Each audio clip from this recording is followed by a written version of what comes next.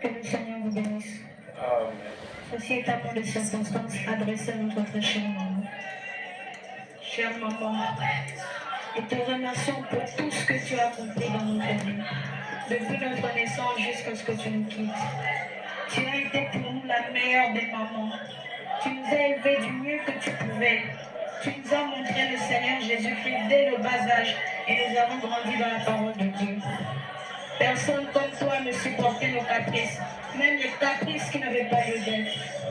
Tu étais toujours prête à te sacrifier pour réaliser nos souhaits. Tu as été présente à chaque étape de nos vies. Tu nous as rendus forts. Tellement ton amour était grand, nous t'appelions affectueusement Mémo, qui signifie pour nous petite maman chérie d'amour. Nous n'avions pas l'habitude de t'appeler maman, car pour nous tu étais une femme très spéciale. Ta force et ta détermination nous ont toujours impressionnés. Et le fait le plus marquant était que peu importe ce qui se passait, tu avais toujours le sourire. Tu nous réprimandais toujours avec beaucoup d'amour à chacune de nos gaffes et nous remettais sur le droit chemin. Une femme de prière tu as été, une chantre de l'Éternel toujours pleine d'onction et de feu. Et tu nous as appris à nous battre dans la prière et à chercher continuellement la face du Seigneur Jésus-Christ. Une femme parfaite tu as été pour notre papa, toujours à son écoute, toujours à ses soins, toujours à ses côtés. Tu as fait tant de choses dans nos vies qu'une journée serait insuffisante pour en parler. Tu étais plus qu'une mère, tu étais notre confidente, notre meilleure amie et l'amour de notre père. Une femme comme toi, il n'y en a pas deux. Ta mort fut un événement inattendu et très douloureux, et cela rend nos jours précieux. Ne pouvons pas sourire au petit matin, ni entendre ta voix angélique résonner aux quatre coins de la maison, ou ne plus pouvoir chanter pour le Seigneur, cela est insupportable pour nous, maman. Nous avions tant de projets à réaliser ensemble, tant de tâches à accomplir. Nous aurions tant voulu que tu restes jusqu'à l'enlèvement, mais Dieu en a décidé autrement. Nous disons comme Job, l'Éternel a donné, l'Éternel a repris, que son nom soit loué. Tu as été la maman de beaucoup de personnes qui ont également bénéficié de ton grand amour. Merci pour ces merveilleuses années passées à tes côtés et pour tout ce que nous avons appris de toi. Que tes bonnes œuvres te suivent et que ton âme repose en paix, maman. Et nous garderons précieusement tout ce que tu nous as appris. Une chose est sûre, tu es dans la gloire au pied de Jésus. Tu resteras jamais dans nos cœurs et nous t'oublierons jamais, maman chérie. Nous t'aimerons pour toujours. Je vous remercie.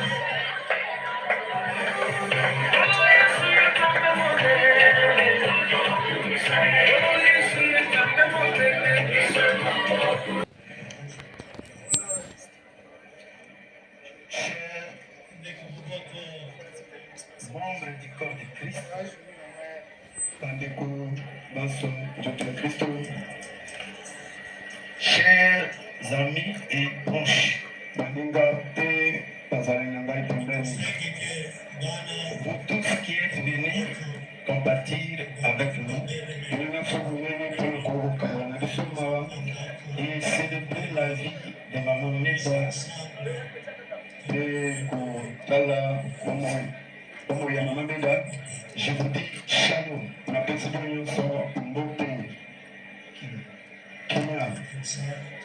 c'est avec des larmes de tristesse, vous allez présenter un cœur et une langue tremblant. Que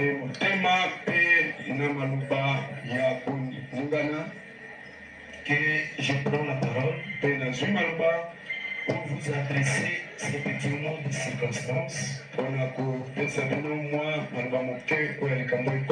à l'occasion du retour à la maison céleste de celle qui a été une femme, celle qui a été une femme, une amie, une complice, un soutien, et la meilleure chose après mon salut, la tendre épouse Neda Boyi Pondomba. Mwasi na ngai Maman Neda Boyi Pondomba. Le départ de cette étoile laisse un vide immense dans mon cœur.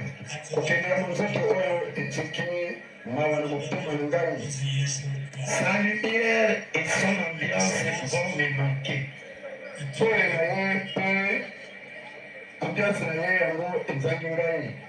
Mais son amour et les merveilleux moments passés avec elle illumineront ma vie.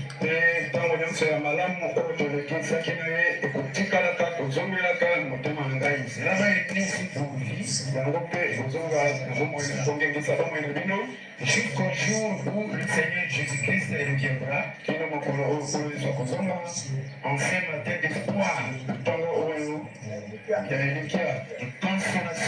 de consolation, le matin de la résurrection, où je verrai mon épouse de nouveau dans sa beauté céleste.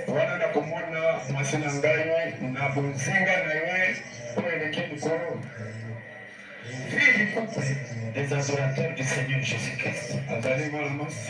Il y a la salle de Jésus-Christ. Papa Mouchibangu et Papa Mouchibangu dans le couple Moui. Maman Meda était une chrétienne dévouée. Maman Meda Azalake, mon Christ, Yamakas, rempli de cet esprit. Atoli Samaki, toujours souriante comme son papa Baruti. Vous pouvez les remarquer dans toutes ces photos. Elle était celle qu'on qualifiait de boule de joie.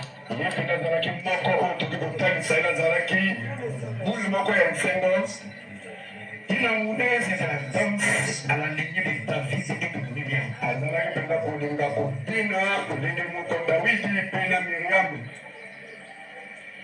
Déjà jeune,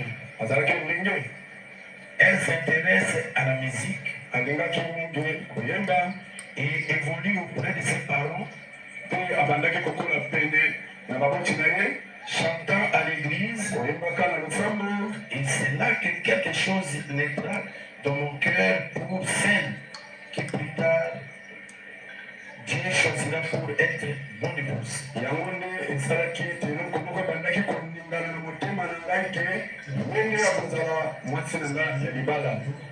Cet intérêt pour la musique survole sa jeunesse.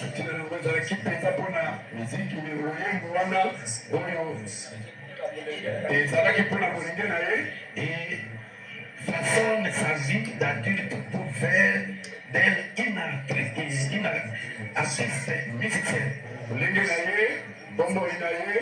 Umukolo na ye yamunde isalaki ete azala penza moyembi compositrice ukisaka banzembo et chante pe moyembi. Elle exprimait ses chants par des paroles accompagnées de danse. Abandaki kotalisa moyembo na ye nzela ya mabina maluba oyo malandisami na mabina maluba oyo ekosami na mabina qui emportait les gens dans les lieux célestes.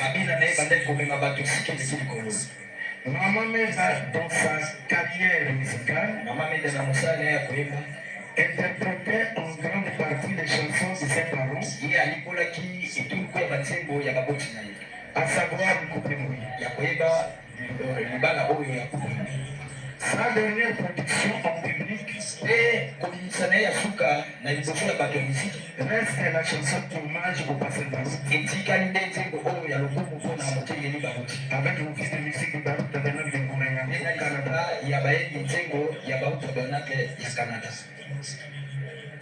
Plus tard, quand il fallait me marier,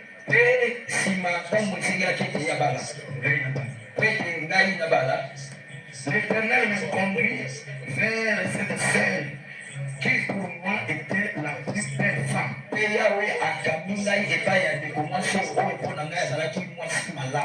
La plus belle femme. Sur laquelle mes yeux ne furent jamais posés. Cette boule de joie, celle que j'appelais femme ronde. mwasi ya liboke. Nous sommes mariés le 25. Nous sommes mariés le 25 juin 2000. Le 25 juin 2000.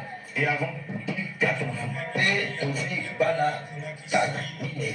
Tout au long de ce parcours amoureux, nous avons été des complices. Des colombes amoureuses. Des inséparables complices. Batikala comment la mission pour soi na terre pendant 24 ans de mariage. Nani tofana te pendant 24 ans de mariage. Les enfants sont ici. Bana bazali awa. Uswana ta mokomoto. On n'a jamais chamaillé. Tout le monde a pité. On s'est jamais bagarré. Elle a gardé son vie. Yé abatté la kindaï na yé. Moi aussi j'ai gardé mon vie. Ngai pe la batte la kindaï na ngai. Meda était un ange pour moi. Meda azalaki mwange pour ngai. C'est l'Éternel qui me l'a donné. Ezali pezane ya wenda pesa kingaye. Je fais tout pour qu'elle soit une femme heureuse dans cette vie. Nasalaki nyonso po tazala mwasi esengo na bomoi na ye. Si je dois vous présenter Maman Meda, soki ngai nalingi nalakisa bino mpenza mama Meda, je vous présenterai une portrait d'une femme de foi. nakolakisa bino nde etando ya mwasi oyo azali momemi ya kondima Qui priait pour les malades. oyo abandaki kobondela mpona bato bokono. Moi, si nous allons avoir ta complication, nous allons occuper après avant 14h, il faut voter. 14h moins 15, nous passons à côté. Une femme de foi, Mwasi ya kondima on a ce soir confié à prendre une c'est une femme vertueuse, mwasi atondi na nguya, une amoureuse de Jésus-Christ, mwasi azali molingami ya Yesu Kristo, une femme avec le souci des âmes perdues. mwasi atondisamaki na posa ya milimo oyo ekufi. Donc tous les voyages missionnaires, elle était. Na mobembo na ngai nyonso kopala na sango azalaki wana. Une femme au grand cœur, Mwasi atondi na motema monene, une femme pleine d'énergie mwasi atondisami na makasi et d'affection, mpe na bopesami bolingo, femme sincère mwasi ya sembo et fidèle, mpe azali sembo, obéissante et soumise à moi son mari. mwasi atondi na linyemia mpe motosi epa na ngai mobali na ye, Femme généreuse, mwasi moko ya esembo oyo akabaka qui a donné à l'intercession. mpe amipesaki mingi na kosambelaka. Ndako na biso tala Bible ngomba. Mwana moko na moko batanga Bible ya tongo. Atafadhali la Biblia mata. Kakuza par exemple Psalm 36 ya bali. Mwana moko na moko ti chapitre ngomba. Une femme de prière. Mwasi ya mabondeli. Et je me souviens de comment elle portait les problèmes des gens chez moi. Mpe na okomaki kobanza ndenge bande komema makambo ya bato epai na ngai. Femme entourée de jeunes. Mwasi oyo ajingami kaka na babilenge. Même si elle était ici à Montréal avec les jeunes, elle est toujours avec les jeunes. Ata kotanga azalaki awa na Kinshasa to mpe kuna na Montréal azalaki kaka zingazinga na bilenge. Et les influençant à être ancrés en Christ. Mpe abandaki kobenda bango ete bakota kasi Kristo. Christ est pour les paroles. Kristo oyo azali liloba. Une femme pleine d'onction Mwasi atondisami na epakolami et de don. mpe na makabo. Même quand, avant que Dieu reprenne le mot français, atako yambo nzambe azwa mpaka na biso, elle a vu une lumière descendre du ciel. ndenge amonaki pole moko kokita na lola. Et notre ancien papa Baruch est sorti de son corps, il est entré dans la lumière, il est triomphé. Ndenge amoni mpaka na biso papa Baruch komima na nzoto na ye mpe akoti na pole wana. Et après, les médecins sont venus prendre son corps. Mpe na nsima na yango baminganga baye kozwa nzoto ya mpaka na biso. Juste avant le départ de notre papa. Kaka nsima ete papa na biso akende. Et beaucoup de prophéties ici ont témoigné la même chose. Mpe bamasakoli mingi oyo etatolaki lolenge moko. Linda était une femme franche, Nenda azalaki mwasi moko ya solo ya mosembo qui disait ce qu'elle sentait dans son cœur. oyo abandaki koloba kaka oyo abandaki koyoka na motema na ye. Elle était ce qu'on appelle une forme de Jésus-Christ. Ye azalaki oyo babengaka liboma na Yesu. Une femme de prière intense. Mwasi moko ya mabondeli ya kafukafu. Maman Meda était une femme de foi basée sur la Bible. Maman Meda zalaki mwasi ataka kondima na ye likolo na Biblia. Et le message prêché par le prophète de Dieu William Marion. Pe na likolo ya sango eteyami na mosako na biso William Marion Branham. Et a évolué sous les enseignements du pasteur Pam. Pe akomi na malakisi ya mokengeli na biso Baruti Kasolo. Elle était la fille de maman Fou. Ye azalaki mwana ya mwasi ya mama Afosi. Dans notre mariage, c'est papa Baruti, maman Afou qui était nos parents. Kutu na libala na biso nde papa Baruti na mama Afou nde bazalaki pare na biso. Oui, nous étions si semblables que Meda était une femme de terrain comme moi souvent. Ye penza tosanganaki ne mpe tokokanaki penza mingi mpe Meda akomaki lokola mwasi oyo akonzaka esika Une femme de terrain.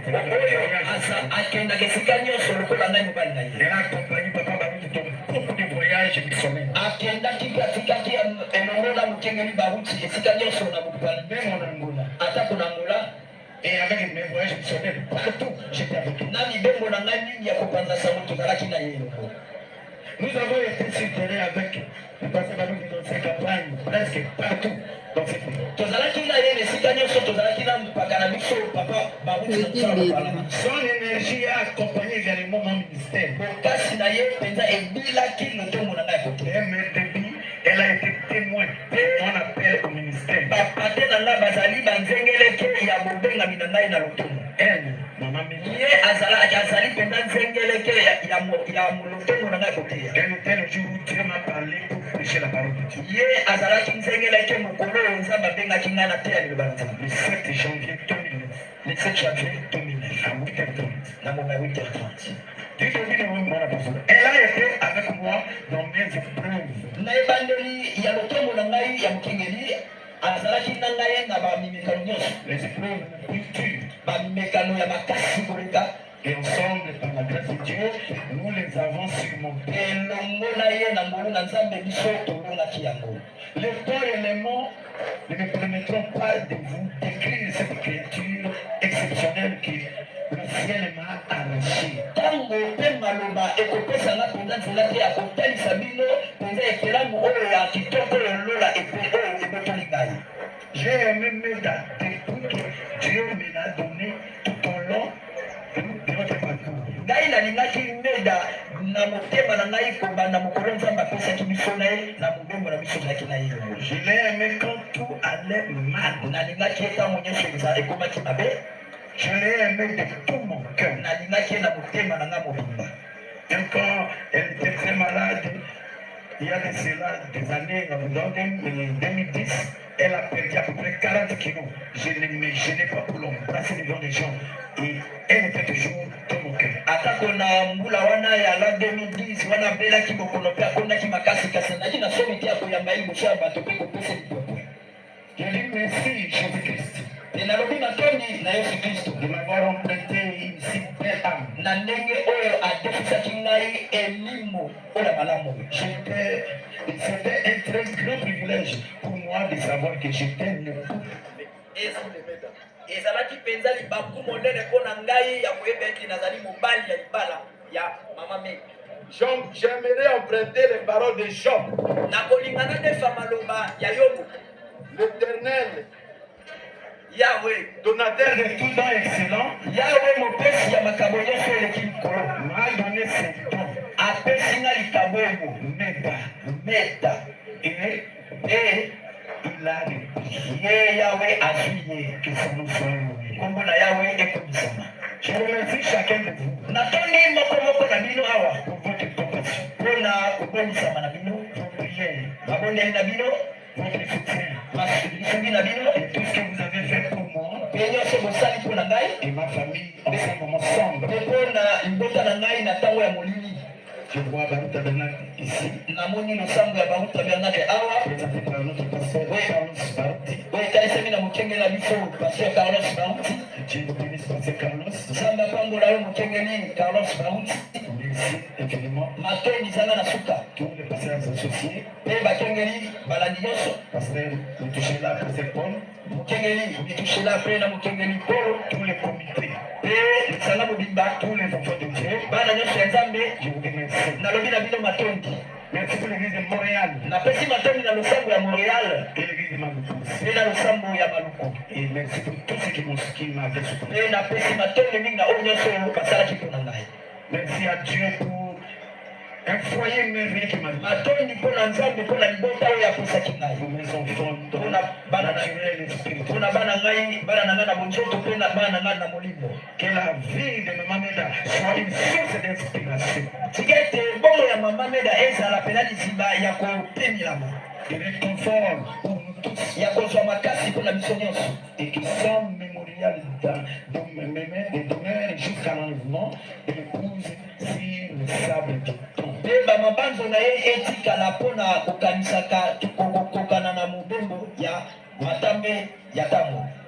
Que le Seigneur Jésus-Christ, Tika ete ekolo Yesu Kristo, le Dieu pour lequel je suis serviteur, nzambe oyo ape nga nazali mosali, le Dieu de William Branham, nzambe ya William Marion, nzambe ya Baruti Kasongo, le Seigneur Jésus-Christ, nkolo Yesu Kristo, le Dieu de Pasteur Carlos, nzambe ya mokengeli Carlos, mon Dieu, nzambe na le ngai, Dieu de tous les serviteurs, nzambe ya basali nyonso nzambe bazali awa, le Dieu de tous les enfants qui sont venus ici. nzambe ya bana nzambe nyonso bazali awa, Jésus-Christ, Yesu Kristo qu'il vous bénisse richement. apambola bino mingi. Je ne vous oublie pas dans vos prières. Kobosana ngai te na mabomeli na bino, Je vous remercie. natondi bino botondi.